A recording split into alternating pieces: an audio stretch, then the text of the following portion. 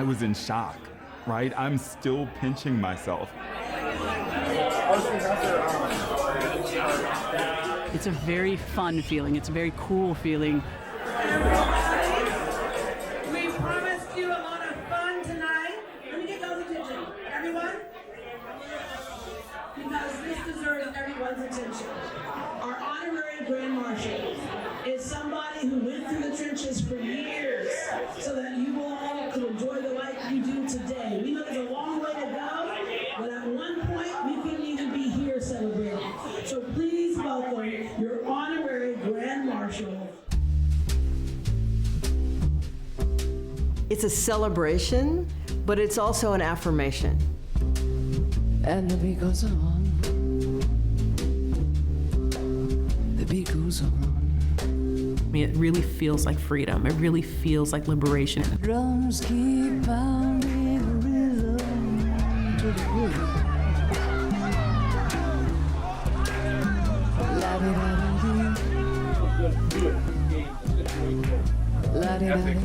Philosophy of the day. And the beat goes on. The Pride Parade was really a celebration of who we are and that we are part of the fabric of this city. And the beat goes on. The beat goes on. That is what Pride is all about. Acceptance, love, light, and laughter.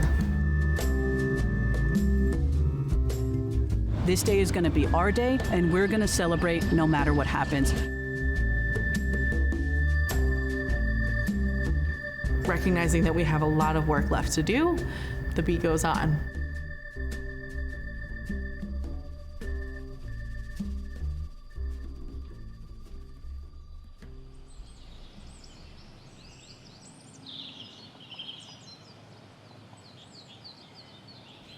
I attended my first LGBT organizing event in 1975. I was a sophomore at Rice, and I went to the Texas Gay Conference. And I was lucky enough that in that year, I fell in with a group of older lesbian feminists who essentially adopted me as a mascot and introduced me to LGBTQ organizing. There were only a handful of university-based LGBT student organizations at the time. I know that the University of Houston had one, I think University of Texas had one, but there weren't very many. And what people have to remember is that we couldn't communicate with each other back then. There was no social media, there were no cell phones. We were all on our own little islands, isolated from each other. And it was a very different time in terms of how we were viewed by society. What looks like this today started with this in 1969, the Stonewall riots in New York City. Pride is in June because it commemorates the Stonewall riot, which happened on a hot, muggy night in New York in June. I'm old enough to know when Stonewall happened in 1969, but I had no idea it happened because we didn't hear about it. We heard about Woodstock and we heard about the landing on the moon, but not about Stonewall, which was sort of the beginning of the modern gay rights movement and now the LGBT rights movement. Violence has always been a problem in this community, as in many communities.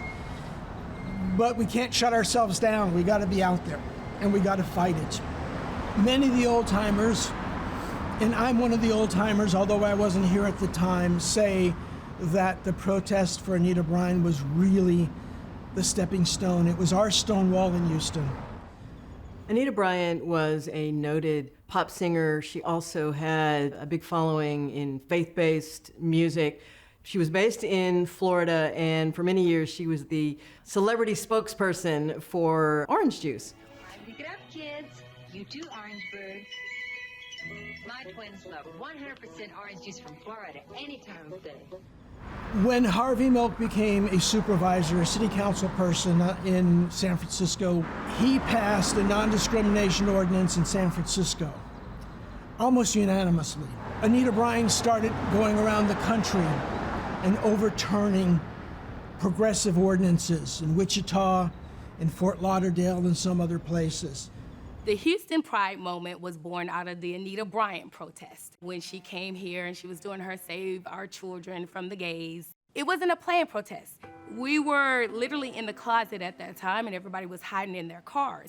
And so they started coming out of their cars and then they figured out they weren't alone. Why is that important? Because Anise Parker was in the audience and she was there that night. She went on to become a Pride Houston Grand Marshal and on to become the mayor of this great city. And it sounds a little naive now, but we was like, wow, we can do this. We can come together, we can get the attention of people in authority, and we can push back at someone who has attacked us. It was a tremendously empowering moment. Things like Anita Bryant pushed people to be political and move things for acceptance. It wasn't always, rainbows and unicorns back in the day. There were bitter political fights and there were divisions. But I think Houston was blessed by having leaders who put the community first. The Ray Hills, the Larry Bonneries, Jack, any number of guys. We had bitter disagreements, but when it came down to it, we wanted to work together for the betterment of the community. The big thing that shifted politics in Houston was Town Meeting 1. Town Meeting 1 led to many of the institutions that still exist that sustain the community, like the Montrose Center or Legacy Healthcare, or a whole range of other organizations that started with a handful of people. But as the GLBT community was showing their political power, we got hit really bad. We had a referendum on city employment non-discrimination for GLBT people. We lost that, and it sort of devastated the community. What I learned from other people doing this work every day is it's the understanding that there's something greater than fear. And the greater thing than fear for me is making sure that others can celebrate who they are every day. I think being out in the South now takes a lot of courage. I cannot fathom the tremendous amount of courage that it took 40 years ago or longer. For people to find the courage to be themselves in an area that is historically not accepting, tremendous courage. And I'm so grateful that they took those rock star, massive first steps so that we can have Pride today.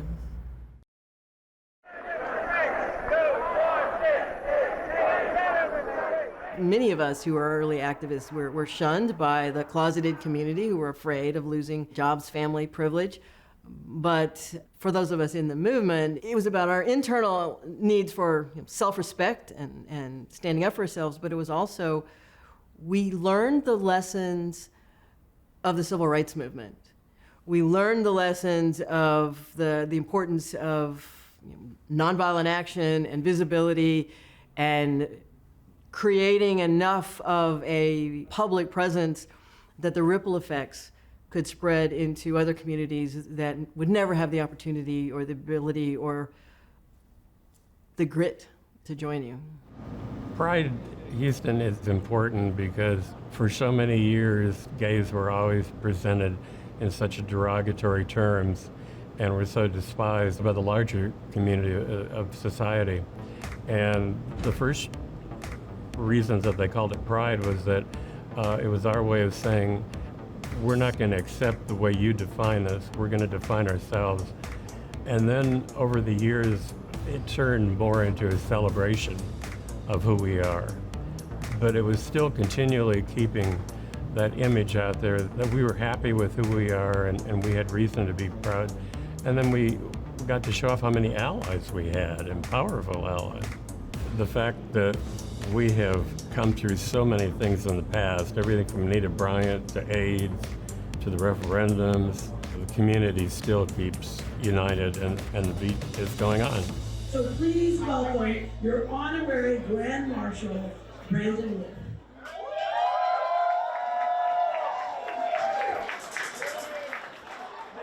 I grew up in northern part of Lower Michigan, and I was raised in a very conservative religious family.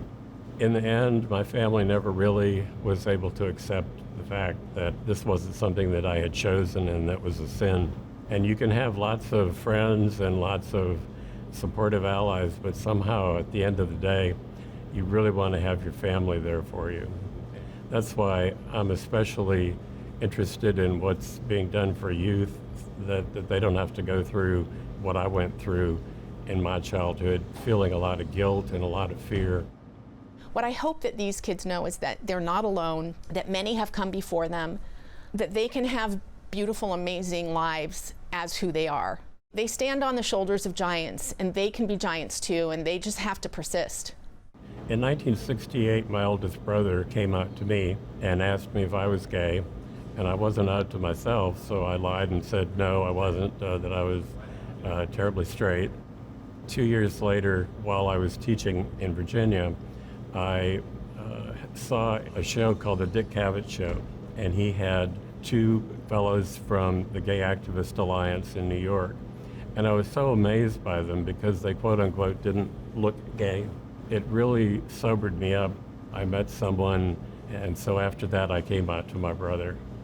And then I also left the school that I was teaching at because in 1970 there was no way that you could be out and teach. I moved here from Washington, D.C., where I had lived for about 7 years. Then in 1979, they had the first parade. And I can remember my heart beating when I was driving down to see it, because I just thought, what's it gonna, this is Texas. There are gonna be gay people driving down for blocks and blocks and blocks. How are people gonna react to this? Houston is this incredible mixture of neighborhoods that just make up this incredible fabric of what the city is. This Westheimer-Montrose intersection has always been called the heart of the gay and lesbian, bisexual, transgender communities, center of the city. My first house was on Montrose, a couple blocks away from Montrose and Westheimer, and I remember growing up as a kid, the Pride parades. It was a big, fun event. There was lots of color. There was lots of people flooding the neighborhood. And all these spaces you saw as, your restaurants or bars came to life. And I remember kind of my life throughout Pride. Being 5, there with my parents. I don't know what's going on, but there's a lot of people having fun. That excitement was there from the very beginning of my life. Unlike a lot of places, our parade always had a dress code for participants. Body parts had to be covered. It was a family-friendly parade. It was in a neighborhood. Having the parade in those days in the middle of Montrose was an incredible statement to us. All I can think is that there is so much more that I can do. I need to have more courage. I need to do more for our nonprofit community. I need to do more for LGBTQ plus youth. I need to do more for LGBTQ plus elderly people who paved the way for me to sit on that float on June 25th. At the kickoff, I was standing there with my other finalists, Chip and Maddie, and we were kind of all nervous and holding hands and rooting for each other. And when Kendra got up to announce the winner, she went into this little bit of an introduction of telling the story. And this one particular candidate came up to me and said, I don't think I'm worthy. I think I'm out of place. I'm not gonna win. And they said I got imposter syndrome going on. And I was like, oh my gosh, I think it's me. Welcome, imposters, because the winner is Julia! So I grew up in Florence, Alabama, which is also like the Muscle Shoals area. It has a lot of history of music production. So I grew up around a lot of music. My great-grandmother was the first woman in country and western music to sell 1 million records with a song called I Want to Be a Cowboy Sweetheart. She and I even got to perform once together when I was about 4. Traveling around was, I think, a really unique way to grow up because I had a really lovely sense of community in our small little city, but then I also got to see parts of the world and meet people that I might not have otherwise. I ended up making some of my first LGBTQ friends in high school. Having that sense of community in high school was crucial for me becoming who I am. My family are very conservative Christians that are not accepting. When one of my friends did come out, I was really wrestling with if I could stay friends with him. This is how this all started. I was confiding in one of my teachers about the conflictedness about that I was having. She said to me, well, he didn't choose that. It kind of was a crack in my foundation because I had known how I felt for several years at that point and had been beating myself up about it. And her saying that to me was the thing that made me realize I didn't choose this either. I had grown up as a tomboy and was really drawn to my masculinity. I was getting a lot of social pressure to be more feminine. Flirting with boys was expected, and I could not have felt more uncomfortable. There was a song that came out around that time that was like, you love me, but you don't know who I am. And I would, as cheesy as it is, I would play that song on repeat because that's just how I felt. I unfortunately hit the point where that performance started to become too much, and I thought about ending my life. That's when I made the decision to accept myself and to start to come out to some of my friends in high school. My dad found out without my knowledge. Him bringing this conversation up was all of my worst fears since I realized what was going on when I was 12. In hindsight, I don't know that was entirely fair when we're so afraid. It's hard to see those situations clearly. I don't think he even had a minute to understand what I was going through. So our conversation was not one of acceptance, but not the worst one either. He still told me that he loved me and wanted to help me work through it. It's kind of where we ended.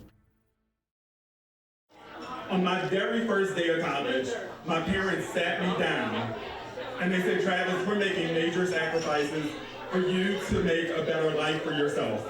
And I said, of course, I'm gonna get a good job and make some money and it'll be fine. And they said, no, you make a living by what you get, but you make a life by what you give. When my name was announced as the Grand Marshal for the 2022 Houston Pride Parade, I was in shock. I think I said that night that I'm not supposed to be here. Look, I'm the grandson of sharecroppers from Mississippi and the great-grandson of slaves who worked on plantations in the river parishes of Louisiana. I'm a testament of what can happen if you hope, believe, and work hard.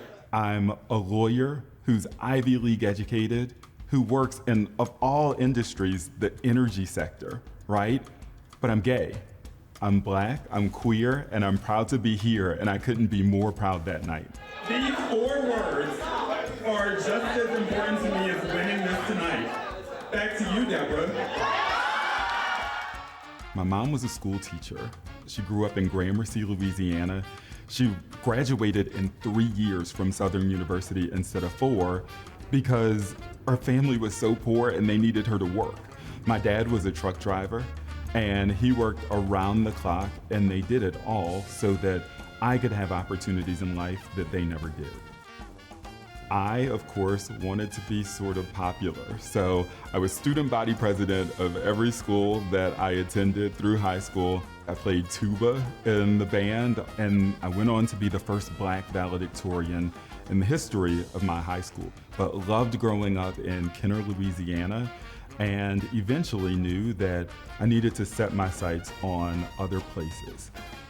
So education has always been important to my family. In fact, the story about valedictorians in my family, my mom was the valedictorian of her high school class, and 10 years before, my aunt was also the valedictorian of her high school class. So they really wanted someone to follow in that tradition. So I would study like nobody's business.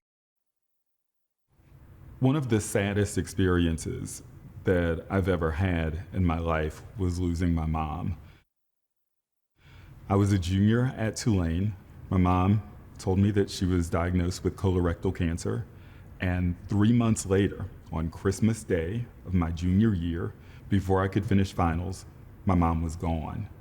And in that moment, I had to grow up tremendously. I was really a mama's boy, and my mom was my best friend. And so I had to start all over again.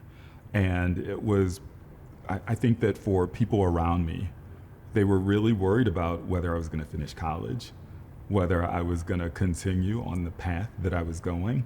And for a long time, I didn't know what I was gonna do or what I was capable of doing. So I came out to my family and the vast majority of my friends when I was about a fifth-year associate working here in Houston in a major law firm. Coming out for me was an issue of life or death. I remember managing pronouns so that no one would know what my sexual orientation was and saying that I was with her instead of him. Not going to certain social events because I wouldn't be able to hide what I had done the weekend prior. And it was exhausting, it was paralyzing, and it led to me engaging in all kinds of unhealthy behaviors, such that if I had not come out when I did, I'm not sure that I'd be here to sit here and talk to you today. I remember slowly telling some of my closest friends that I was gay, and they were so supportive and so affirming, and it gave me the courage to tell more people. And I thought that the next person that I needed to tell had to be my dad. So I called my dad on my cell phone, and I said, I've got something to tell you that you probably have figured out by now. Maybe you've known for much longer than I think that you've known, or maybe you have no clue, but I'm gay. And the phone went silent. And it went silent for so long that I thought he had hung up on me. He didn't hang up, he was crying is what I later learned. And the first words out of his mouth after that long pause was, I love you, I've always loved you, you will always be my son. And we've hit hiccups since I came out, but he said the right thing at the right time, and he has always been there for me, and he's always loved me. When I think about the tears that my dad was crying, he wasn't crying because he was sad that he had a gay son. When we later talked about it, my dad told me that if you're gonna be a black man in today's society, you've already got strikes against you. But if you're gay, if that's who you're gonna be, you better be ready to be stronger than you ever imagined. And that's why my dad was crying, because he knew the adversity that I could potentially face by being a black gay man in corporate America and in society at large. As a cisgender heterosexual woman, for some reason, like, the Montrose area still always spoke to me. I think it was my little piece of New York. From the time that I was independent of my parents' home and not living someplace else, I wanted to live in Montrose.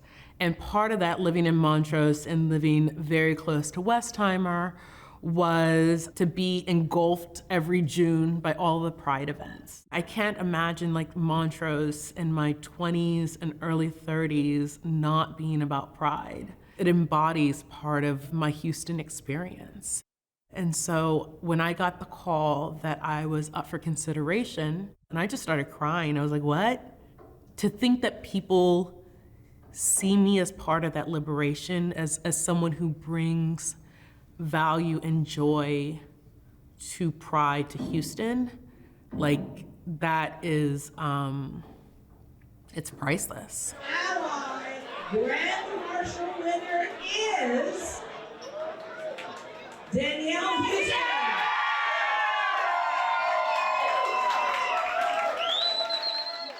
Hearing my name called as Houston Grand Marshal was such a great honor. I couldn't even believe it. I got up stage, my hands are shaking. I had my speech in my hand. I started my career in HIV September 15, 2008. I'm not a person living with HIV, and I came to the HIV space in an academic sense. Like, I had a background in infectious diseases and virology, and from the Center for AIDS, like, I learned activism and I learned the impact of the epidemic on people and communities.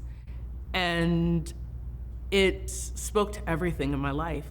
It was anti-racism work, it was civil rights, it was equal rights, it was LGBT advocacy and activism and allyship, and it's a great responsibility. I hope like that kind of energy and spirit and happiness helps kind of destigmatize and kind of break some of the myths and mythology that's kind of been around the epidemic. In the movement, we are praising people's resilience, their ability to bounce back, to keep going time after time after time. And yet very rarely, when we talk about resilient people, do we look at the systems that cause them to be resilient, that continue to oppress them. Ally, advocate, activist, all those types of things, you have to stand up. It isn't like it was when I moved here 45 years ago. 45 years ago, I really watched myself really carefully. But it's still there. The hatred's still there with some people. From 1988 to 1993, gay bashings increased by 172%. Nancy Rodriguez lost her 27-year-old son, an investment banker, because a gang of young men hated him for being gay. He died outside a Montrose nightclub July 4th. And the Klan decided to march from here, from this area right here, down to Lower Westheimer. The community was very alarmed by that. I was asked several times when I was mayor of Houston if I was ever intimidated politically. But the difference was I was a lesbian activist in the 70s. No, I was never intimidated as mayor, but I do still carry the scars from what I experienced growing up in a certain era and with a certain mindset in a very different time. And it's very wearing. 1 in 5 of us will experience a hate crime in our lives. Imagine I'm getting attacked, and then in court, the criminal defendant says, well, I freaked out because I found out that Travis was gay, and that's why I attacked them. In many states, that's a viable defense. It is not lost on me that when I worked at the Texas legislature, when I was one of the only out staffers, I got called by representatives to my face, by other staff members to my face. A faggot, a dyke, we're not gonna listen to her. You're the reason why we're writing these laws. And I always had to question, is me being here more helpful or harmful? Here I am thinking I'm fighting, I'm advocating, I'm being out and proud, but am I here, is that what's eliciting their hate? And I have to remind myself, it's the opposite. It's that people are working so hard to take away from queer communities that there has to be someone who has the privilege and resources to stand up and hold the line. For everything I've been doing with the LGBT community, to be one of the first out LGBT county officials to now being recognized by your home city, it's a very fun feeling. It's a very cool feeling to see it come full circle.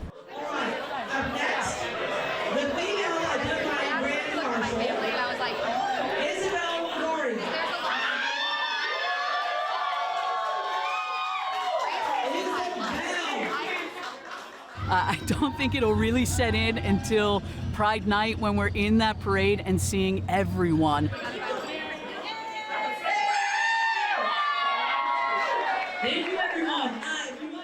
When I came out, I had been in high school at St. Agnes here in town, and there was a group of us in sports that had all kind of come out together, but I was the last one. So I went to college. My first year in college, I sat one of my best friends down. He thought that night I was going to ask him to go out with me. And he said it wasn't happening. And I actually came out to him and said, no chance at all. But that was a very fun moment. Again, for me, I had come out to friends. I had that community in college. I was very fortunate, even in Texas. And this is a time when, even me being 18, there's a time where people were being murdered in Texas still, young people like myself, that it was still a risk to come out, but I had the privilege to do so. I remember coming back home to my family shortly after, and I told my parents, and my dad said, I'm okay with it, but don't tell our Mexican family. And I didn't come out to my Mexican family until maybe 5 years ago, when I said, listen, at this point, I'm 28. If I'm not gonna do it now, it's never gonna happen. But there is this interesting cultural respect, though. I was out in my professional life. We all pretended I wasn't out at home. And so it was interesting to finally say, this is absurd, right? I am advocating for LGBTQ rights, and I can't even come out to my family. But I was always fortunate to have my friends, to have that circle, and even to have that professional circle. I got to be free everywhere except for home. The daytime parade was tough. We had the parade in June for many years. Some of our other cities across the South shifted to fall parades. We in Houston wanted to keep it during June, the traditional Pride Month. It was in the middle of the afternoon, and people were just drenched. I can remember the drag queens who, by the time they got to the end of the parade route, you know, their makeup was just literally melting off their faces. So 1997 was the first night parade, and it really sort of put us on the map of making this a little neighborhood parade to making this one of the largest parades in the city and one of the, largest parades among peer cities. It got bigger and bigger, but it also, Montrose is an older neighborhood with narrow streets. How do you take one of the largest parades in Houston, the only really large parade that wasn't in downtown, and make it safer? Well, the way to do that is to move it downtown with the broader streets. The reason why I plan or I am involved in Pride Houston and the board and bring on this event is because representation matters. You need to see yourself on a stage that's bigger than yourself so you can aspire to the highest version of yourself. I'm from New Orleans, so I expected something like Mardi Gras, but what I got was completely different. I saw people really celebrating who they are, where our movement is going, and also reflecting on where we've been. Attending my first Pride Parade as a queer Black woman was an important moment for me because that was a moment where I actually wanted to celebrate my intersectionality, especially back here at home in Houston. The joy and rhythm of moving together in the streets, that's a beat, right? That's a rhythm, that's a soul movement. I've been looking forward to seeing Pride Houston in life and living color for so long.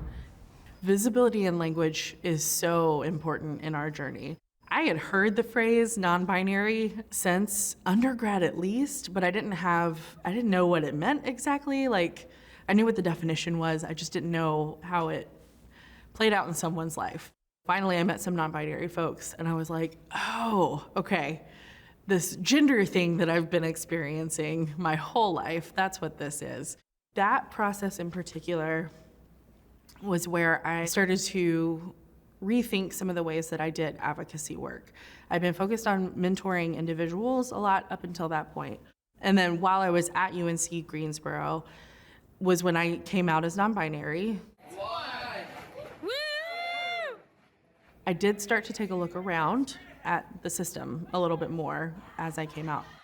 I noticed that I was the only out trans person in my department, and I looked a little farther and I was the only trans person in my division at the professional level. I was starting to get ready for the next step in my career and was discovering that that step wasn't evolving for me.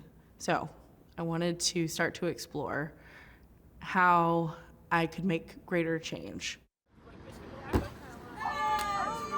That was kind of the start of me wanting to pivot my career to specifically working on LGBTQ issues and supporting LGBTQ students directly. I met my partner in 2019. She's doing her PhD program in curriculum and instruction at the University of Houston, and right after she got accepted, the pandemic started. I was already starting to gear up to think about what my next steps would be. And this position opened up at the exact time that we were getting ready to make our move. My position at the University of Houston is the Gender and Sexuality Education Program Manager. Stepping into a place of so much like LGBTQ support and legacy was really emotional and powerful and very healing for me to go from a place where I had felt a little bit alone at times to then be in a place where I was surrounded by a lot of support and intentional action was really great. While you are in law school, in the summers in between your first and your second and your third year of law school, you have the opportunity to work. I was fortunate enough to get jobs at 3 different law firms in the Houston area. So that's what really sold me on coming to Houston. I think Houston's the best economic deal for lawyers because you get a very sophisticated legal practice in a city that's somewhere in the South with a great cost of living, great diversity of people, good food, good music, and my dad and I make a much better father-son team with me being in Houston and him being in New Orleans.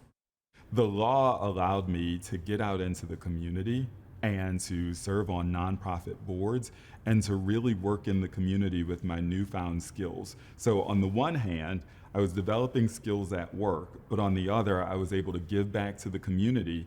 And as much as I have given to the community, I feel like the lucky one. I've gotten back so much more than any of those organizations or the beneficiaries of those organizations. When I think back to the little kid in New Orleans who never imagined for a second telling any of my family members I was gay, never imagined telling any of my friends I was gay, and definitely, as I moved through life, never imagined telling any of my coworkers. And today, I stand before you as the 2022 male-identifying Grand Marshal of Pride. I have come such a long way, and the reason why it's important for me to tell my story is because if there's one person who hears it, who decides it's okay to live their true and authentic lives, my story's worth telling. What I would say to my 12-year-old self is it may feel like you are alone, but you aren't. And there is a lot of love and care and compassion, even where you're not sure that you see it. I would encourage myself to be kinder to myself, and because that self-kindness opens up kindness to others as well. This is the house where the first Diana party was held. In 1953, here in Houston, the Dianas started. This was the first organization that actually began to coalesce, and every year they did something. And finally, I found out that the Dianas are the oldest continually active gay organization in the country, which seems amazing. You'd think it'd be New York, you'd think it would be San Francisco. Actually, Houston can claim that prize. Over the last 14 years, I've written 16 cover stories for Outsmart. This is an Outsmart magazine from 2008, and this was the first cover story that I wrote. After 45 years of working in this community, to be riding down the street in a Jeep in a parade is going to be very exhilarating, and it's a big honor. I'm very touched and very honored that that's been given to me. Oh, thank you, Bella.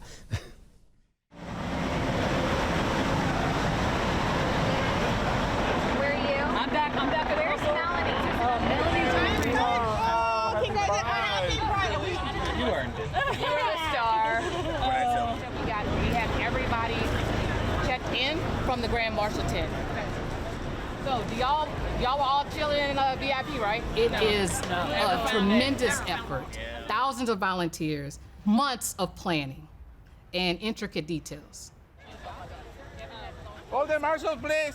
Okay. At the beginning of every parade, before the parade started, I would walk around to all the units and floats and thank them for being in the parade. Tell them that there'll probably be protesters, just ignore them, we're not going to change their mind. This is the day that many gay men and lesbians who have been dealing with who they are come out of the closet to themselves, and maybe through your television to their mothers and fathers and employers, and they just deal with that.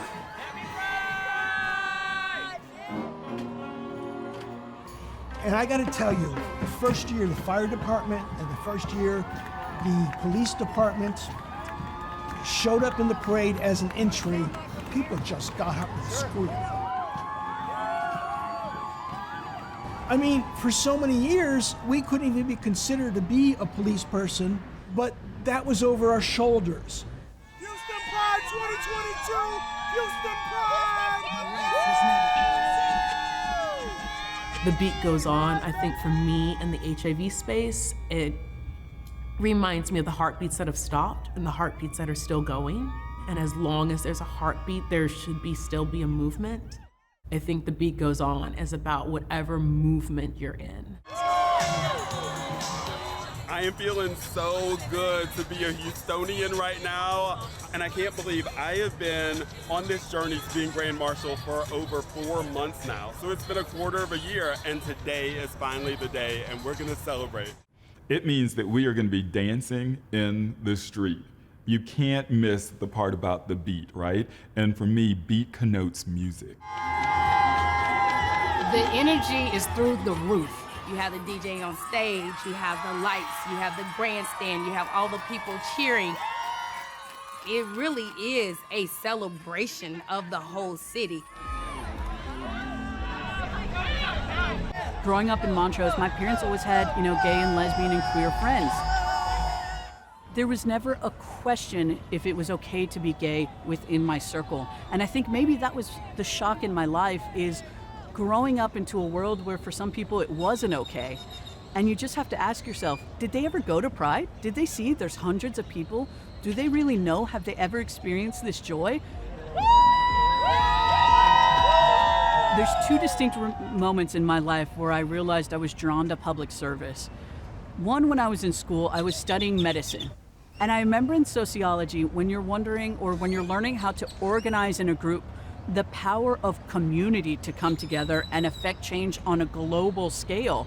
I remember thinking, as a doctor, I can save maybe one life at a time if I'm lucky. As a sociologist, I have the ability to influence thousands of lives for the greater good. So it's that seed then that I took into public service and knew that I wanted to be part of system-wide change. Who goes in the world with a sociology degree? Me. I happened to start checking the mail for a House representative.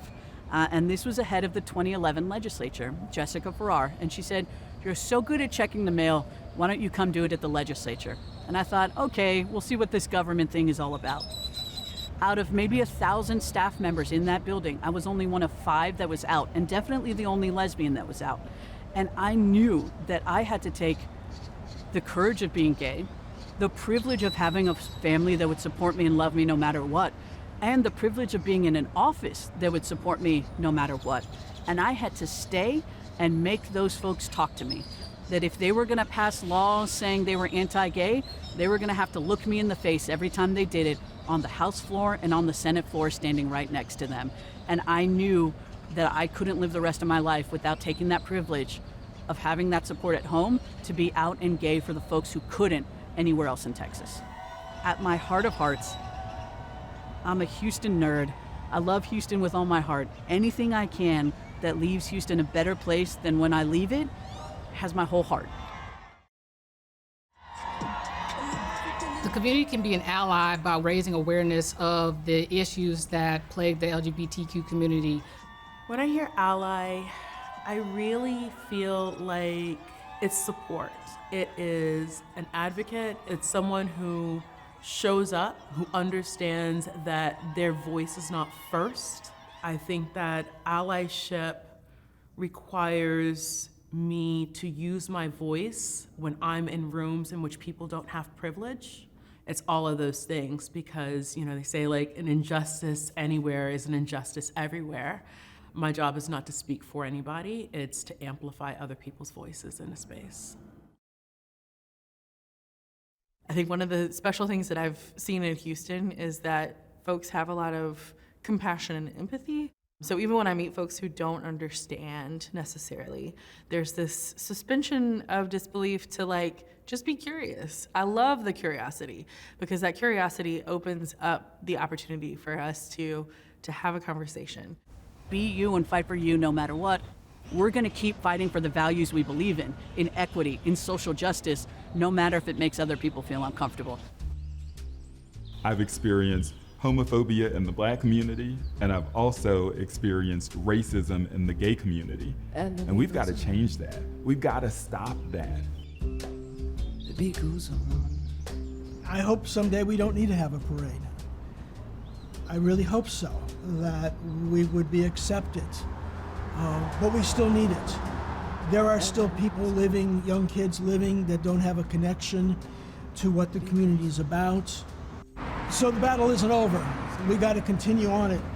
The parade isn't the battle, but the parade helps get our spirits up to do the battle. I want the kids to know they're not alone, that they have support, that they are, and I want them to know this, that they are absolutely divinely beautiful just as they are, that God made them perfect. And if people don't see that, they're not evolved, those people. The only reason that gays were able to make the advances that they did was because people came out. At the end of the day, that's what changes people's hearts and minds. Why do you need gay pride? It is a celebration, but it's also an affirmation. When you consider the abuse many of us had to go through, the difficulties of coming out and navigating our families, the real fears, we're still here, we're still queer, we're gonna do it again, and we're fabulous.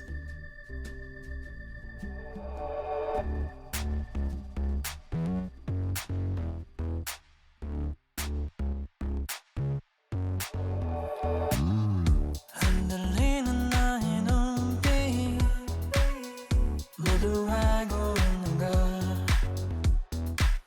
아무리 숨겨보려 해도 가려지지 않는 걸 I'll never miss this chance make you dance 해가 뜨는 것도 모르게 Dance time to dance 집에 가는 것도